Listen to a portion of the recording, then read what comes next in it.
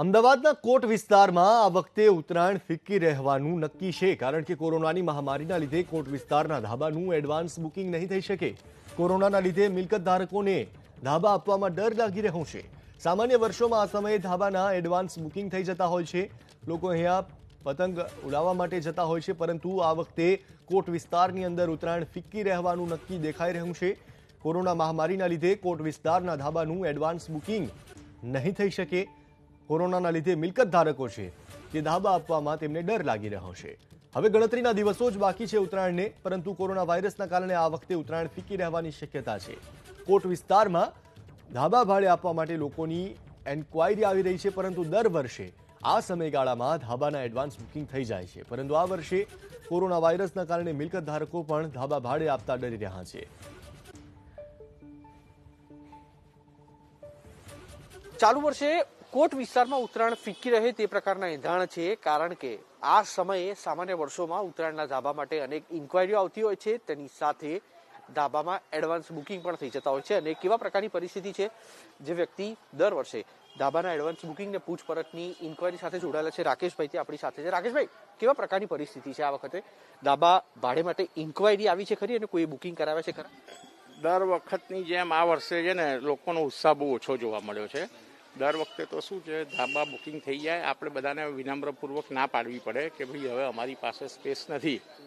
પણ આ વખતે શું છે કે કોરોનાના મહામારીના પગલે કોઈ લોકોની બહુ ઇન્ક્વાયરી નથી, ને ખાસ કરીને આવા વાર એનઆરઆઈ અને એનઆરજી એટલે કે બોમ્બે ને એ બાજુથી વધારે લોકો આવતા હોય છે.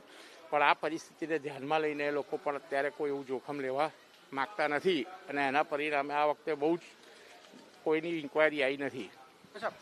સામાન્ય વર્ષોમાં, એટલે કે કોરોના પહેલાના જે વર્ષો હતા એ વખતે કેવા પ્રકારની પરિસ્થિતિ હતી? ધાબાનો ભાવ શું ચાલતો હતો, અને એમાં કઈ કઈ સુવિધાઓ મળતી હતી?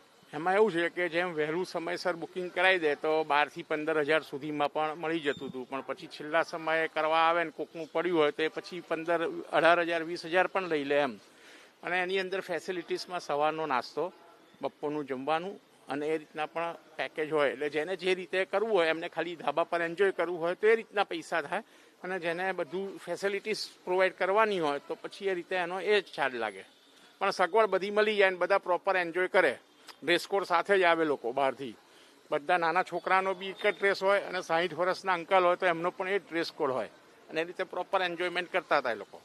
કોટ વિસ્તારની ઉત્તરાયણ મનાવવા માટે લોકો બ્રિજના પેલા છેડેથી પણ અહીંયા આવતા હોય છે. હવે આ સંજોગોમાં આપણે કેટલા ધાબા લગભગ ભાડે આપતા હોઈએ છીએ અંદાજે તો શું છે, હું તમને કહી શકું કે બ્રિજની બહારથી જે લોકો આવે છે એ તો ધાબે બહુ ભાડે નથી લેતા. એ લોકો તો બહુ એમની ડિમાન્ડ ઓછી હોય છે. પણ વધારે જે ગુજરાતની બહારના લોકો હોય છે, અમદાવાદની બહારના લોકો હોય છે, કે સુરત, વલસાડ, વાપી, બોમ્બે બાજુની લાઈન હોય, કે પછી એનઆરઆઈ લોકો આવવાના હોય, તો એ લોકોની ડિમાન્ડ બહુ જ રહે છે. અને લગભગ આશરે 70 થી 80 જેટલા ધાબા ઓછામાં ઓછા ભાડે અપાતા હશે.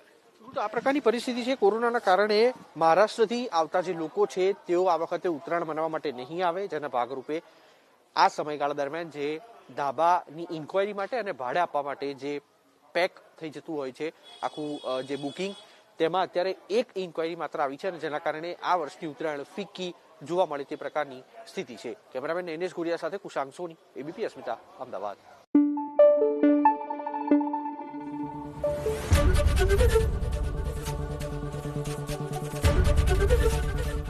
એબીપી અસ્મિતા, ગુજરાતની અસ્મિતા.